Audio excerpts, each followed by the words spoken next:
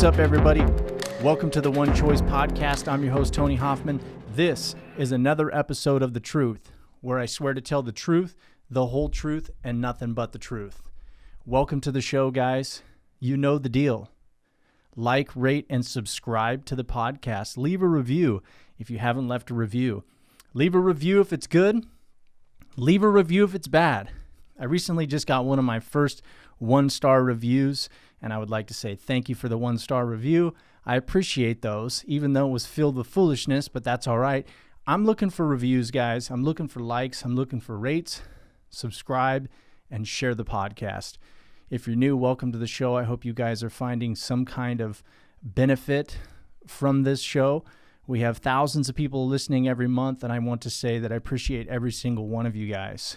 As usual, the Truth Series is filled with information that I believe that you guys need, that is necessary, and me, by the way. When I say you guys, I'm included in that because all of this stuff that I'm talking about, I have lived through and either am putting into play the things that I'm talking about or have put into play in the past the things that I'm talking about. And today's episode, Let Go, is, guess what? It's about letting go. And I think that this is something that is keeping many of us in the situation or the place that we've been for a long time, and we often don't recognize that the reason we're still in the position that we've been in, or we're still in a position of discomfort, is not because we can't or don't deserve to have more. We just aren't letting go of the items that are holding us back. Think about a backpack, loading in stuff into a backpack. We don't always need everything that's in the backpack. And if we have that extra weight that we don't need that's in the backpack, it's going to slow us down and it's going to stop us from getting where we want to go. And I know for myself, the first time in my life that I actually started letting go of things was when I was in prison.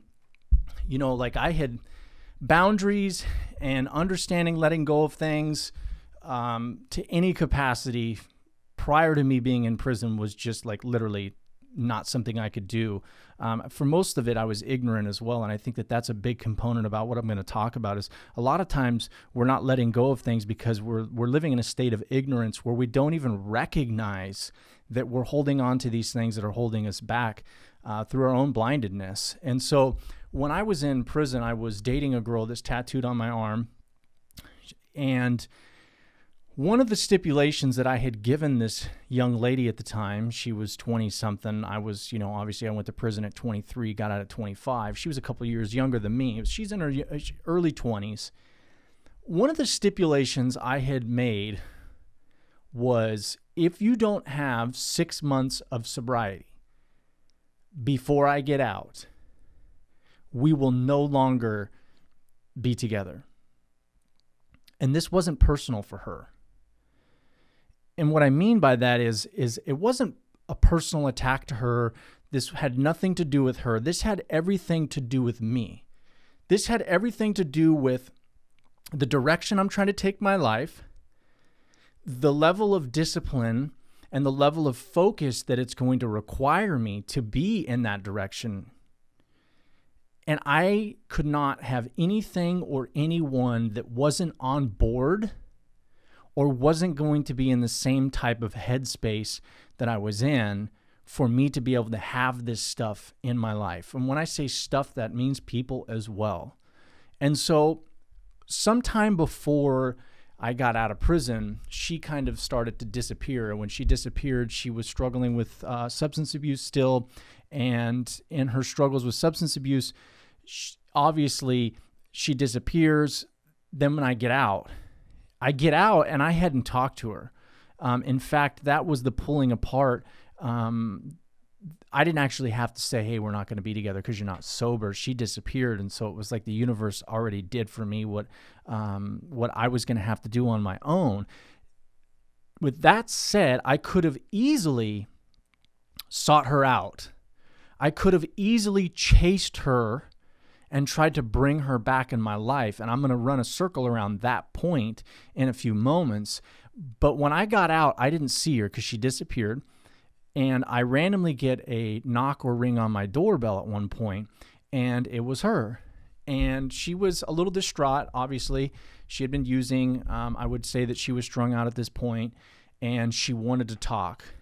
She wanted to come into the house, and she wanted to have a conversation with me. And because I was so fresh of being out, I didn't want to chance having this conversation with her or bring her into my house. And so I said, no, you can't come in. And she looked puzzled. And I told her, I told you, if you don't have 6 months of sobriety, we're not going to be together. And I had to stick to that. I had to let go of our situation to become free. I had to let go of our relationship so I could move forward.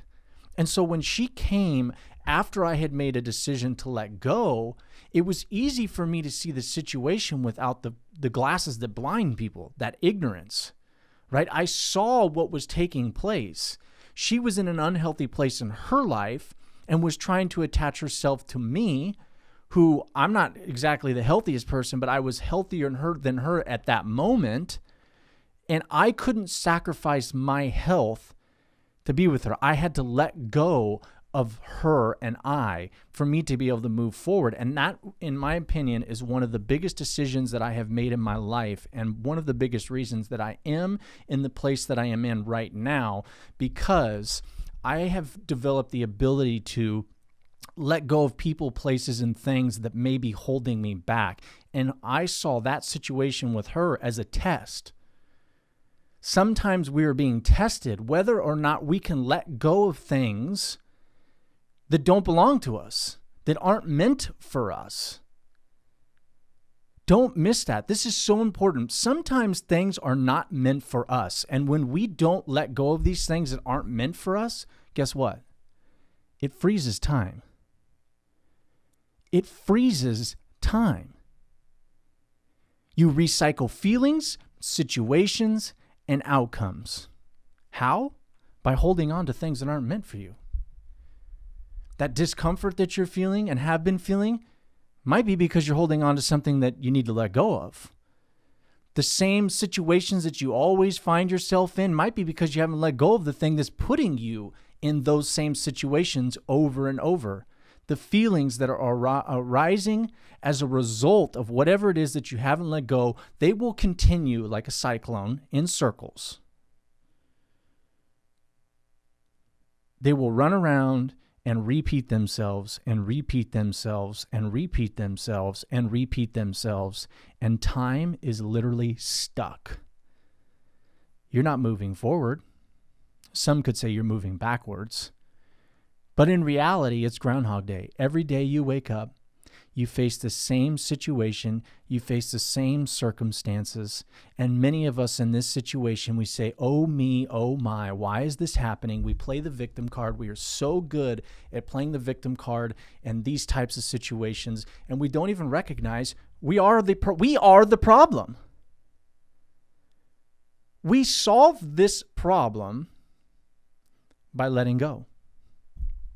If you're in a toxic relationship, and I've been in plenty of those, and I've been the problem of many of those, you get in these situations where fear is the biggest reason we can't let go. And it doesn't have to be just a relationship. Really, anything that you're holding on to that you can't let go of is based on fear. So in a toxic relationship, what do you say when you can't let go of the person? I'll never be able to find somebody else. Will somebody see me as good enough to be in another relationship? Really, what's the fear? You don't want to be alone. My favorite one is this. There are groups of people out there that are staying in relationships because they believe if they leave, the person that they are with will not be capable of going on. I don't want to leave them because they may kill themselves. I don't want to leave them because they'll get worse into drugs. They'll get worse into drinking. These types of people, codependents, are operating in a place of sheer selfishness, self-centeredness, and ego. And now, if you're a codependent and you're listening to me, I'm not taking a stab at you. I'm actually just opening up the doors of reality, because the reality is your ego believes that you are so good, that if you were to leave this person, they can't do it without you. They'll be worse without you. Man, it must be great to be so good. It must be nice to be so good that if you aren't with a person, they can't survive without you. You get that? That's not the way it works. How about what if you left them, you grow and become the person you're supposed to be, and they grow and become the person they're supposed to be? Instead of holding on to something that's not meant for you, you hold on tight and you come up with justifications based on fear to stay in the situation that you're in. And what do you get? Groundhog Day. Every day repeats itself. Feelings, situations, and outcomes. Time is frozen. Some of you guys listening have probably been frozen for 10 years. 6 months. A year, 2 years, 3. And you're not waking up to the fact that the problem is you, not them, not the thing. It's you. You choose to live in ignorance. You choose to hold on to the things that you should be letting go of so you can grow and the other person can grow. And what about people that are pursuing goals? Let's just say you're on a personal pursuit. You have a goal. But time and time again, it falls flat on its face. You do not reach your goals. You are not progressing the way you visioned to progress. And everything in the situation says, this ain't meant to be. You're not meant to be an actor. You're not meant to be an actress. You're not meant to be a professional athlete. You're not meant to be a news anchor. You're not meant to be whatever it is that you're chasing. Now, I'm not saying that if you reach adversity, you should just quit, because that's not the way it works. You do have to keep going sometimes when things aren't working out, because nobody's just going to walk up to you and hand you your dream on a silver platter and feed you with a platinum spoon and ask you if it tastes good or not. Because that's not the way it works for people in life. But there are those individuals who will blindly fail with no progress and continue to pursue something that is not meant for them. And what does it do? Groundhog Day. Time is frozen. For this individual, just like the individual that's in a toxic relationship, I've seen it with athletes.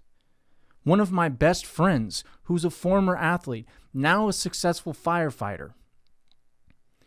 Short dude, small dude, 140 pounds, trying to race at the professional ranks of BMX racing where the average guy is 6 feet tall. Now, this kid could ride a bike, and this kid could work harder than anybody I've ever seen. In fact, this same 140-pound dude graduated at the top of firefighting academy against guys that were bigger than him. Why? Because he learned how to work hard through training in BMX. But while he was racing, we had to have many conversations as things started to get more severe. One time he reversed his ankle. It was a freak accident. He went over a jump, he landed with his foot out, and it reversed his ankle. Bad injury. The problem is when he came back from this injury, he never mentally recovered. And what happened following this tragedy, I would call it, freak accident, he found himself involved in several other big accidents. He was not getting out of qualifiers in the pro ranks. He was racing at the highest level, couldn't get out of qualifiers. Week after week, he's spending thousands of dollars to go to these races. He's not making it out of qualifiers. He gets hurt again. This time he's in the hospital for over a week. He knocked himself out to the point that I was scared for his life because he was out cold for minutes. For minutes. He tried to come back, still can't get out of qualifiers. I had to have conversations that were tough conversations with this person, because you don't ever want to tell somebody that they can't do something, because people told me I can't do what I'm doing. My 1-star review said at the end of the day, this guy's going to have to get a real job. There are people that are out there that are going to try and stop you because they're hating or because they're jealous. I wasn't jealous of this young man. I wasn't trying to hate on this young man. I was saying, look, the reality is you're 140 pounds. You lack the power skill that comes with the successful athletes in our sport. You're crashing to the point that you're putting yourself in the hospital for extended periods of time, racking up thousands of dollars in medical bills. Why are we not reevaluating the direction that we should be taking? He obviously at a point decided to let go of the racing dream. But what we do in personal pursuits when we're blinded by ignorance and we can't take a step back and evaluate ourselves with 100% honesty, and this is a very difficult thing for people to do, what we end up doing is telling ourselves, one more try. If I can just do this, I can get it.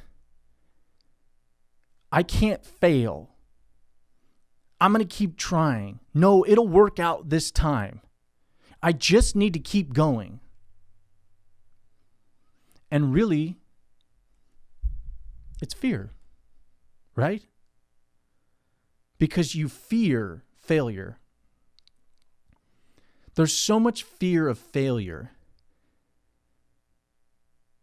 You say, I can't walk away. Your pride and ego keeps you in it.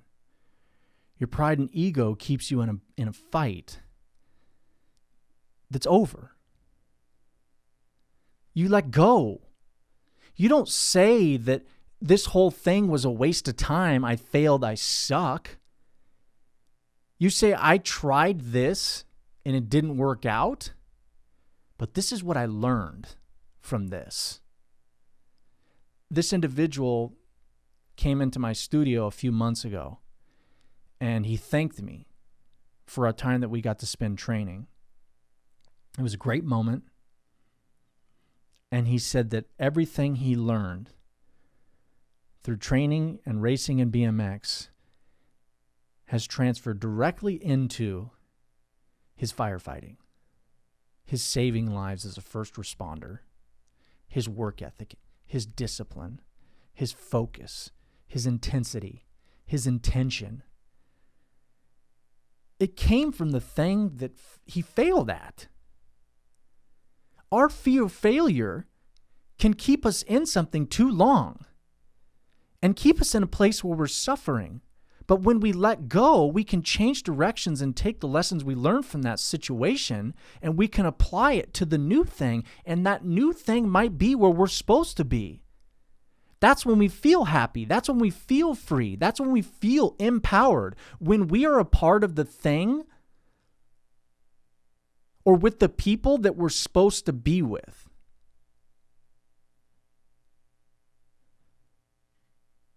It takes an honest evaluation of yourself. But if we don't wake up to the fear and we don't wake up to our egos,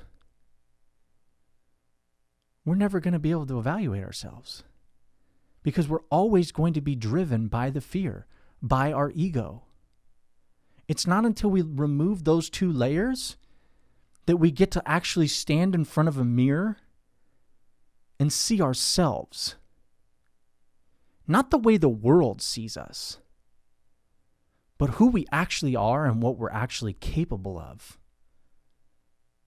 Do you understand what I'm saying? I'm not saying that you can't manifest great things in your life. I'm not saying that you can't do the impossible. If you're a person that's struggling with addiction, what do we do? An act of addiction. I can't stop. Not today. Tomorrow. Yeah, I'm going to check into treatment 30 days from now. We have these reasons that we can't stop. Why? Because we fear being without the substances that have what we thought were fixing us. That fear is killing you. If you're struggling with addiction, it's killing you. If you're struggling with addiction, listen to me, it's killing you. You're being driven by fear that's killing you, and yet you can't let it go. That's how powerful fear can be. That's how powerful ego can be. Your brain and the addiction that you've developed does not want you to let go of the substances and feel the feelings that drove you to use in the first place. And it is so strong that you're waking up on a daily basis and you're killing yourself. And yet everything that you've ever wanted in life is on the other side of that fear. Every single thing that you have wanted in life is on the other side of that fear that's stopping you from letting go.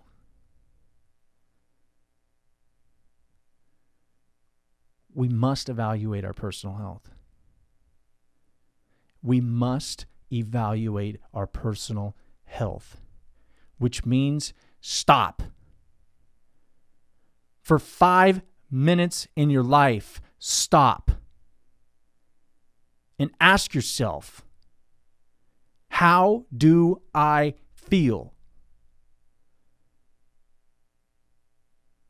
Evaluating your personal health is nothing more than our emotional life. You want to know how you're doing personally? Check your emotional wealth. What's your emotional wealth look like? Are you on a roller coaster of negativity?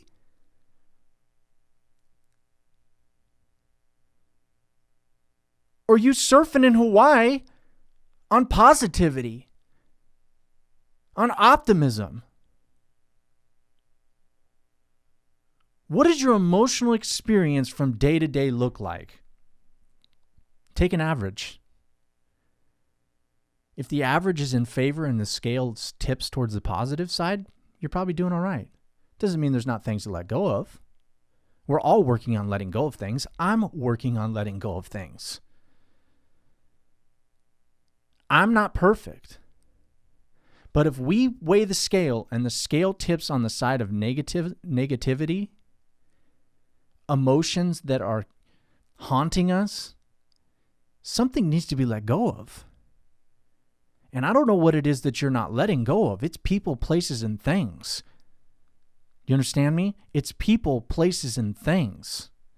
And whatever it is that you need to let go of, the reason you're not letting go of it is because of fear. But if you can overcome that fear and you can let go of that person, place, or thing that's holding you back, and you can withstand the heat in the kitchen, because there will come a day when you let it go that you have to stand in the kitchen and the heat gets turned up. And what we usually do is when the heat gets turned up, we run out of the kitchen and we go back to what makes us feel comfortable. But if you can do this, if you can stay in the kitchen and you can endure the heat, when the heat is finished, I swear to God, you will leave that kitchen a totally different person and ready for a totally different experience in your life that leads you to different outcomes with better situations and more positive feelings. That's a fact.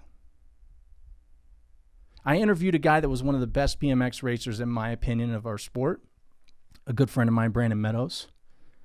He explained to me that BMX at one point became a job. In other words, he wasn't going out and racing BMX because he liked it. He was going out and racing BMX because he needed to pay bills. And when it became about paying bills, he could not show up and perform because every pedal stroke, every jump, every gate start became about a house payment. It became about a car payment. It became about a health insurance payment. And what came with that? Stress, anxiety. When he didn't do well, depression. When he didn't do well, sadness. When he didn't do well, disappointment. There was no positivity coming from the sport that had blessed him at one point.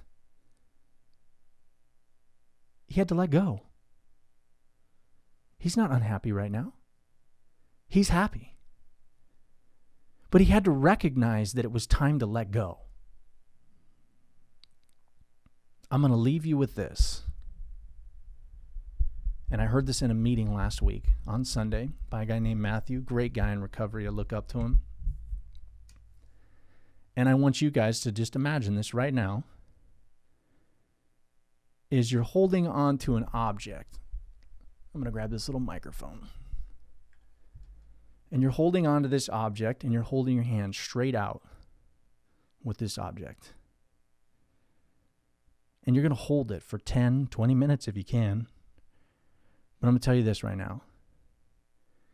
When you hold your hand out and you're holding on to something, it's inevitable that at some point your arm's going to start burning. And it's going to burn. The longer you hold on to it, it's going to burn some more. And it's going to burn some more.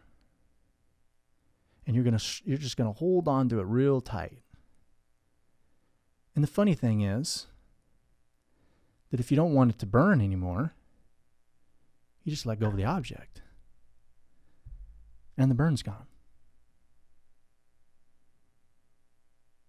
Some of us are sitting in situations where we're holding on to this object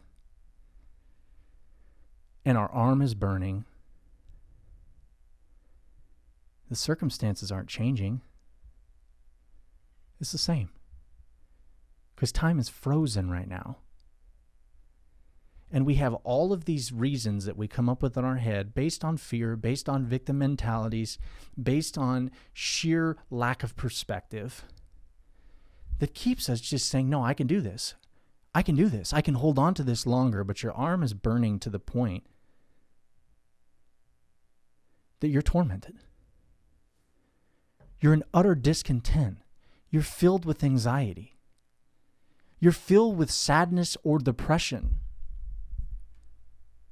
Just let go. As soon as you let go, the burn stops. A new one starts that puts you in the kitchen. And the new one that puts you in the kitchen is a purifier. It's a purifier. Sit through that. Change directions with persistent flexibility. If you've been listening to my podcast, you know what persistent flexibility is. If you haven't, go back and listen to persistent flexibility. These tie right into each other. Let go. What you're looking for is on the other side of that fear. That's the truth, the whole truth, and nothing but the truth.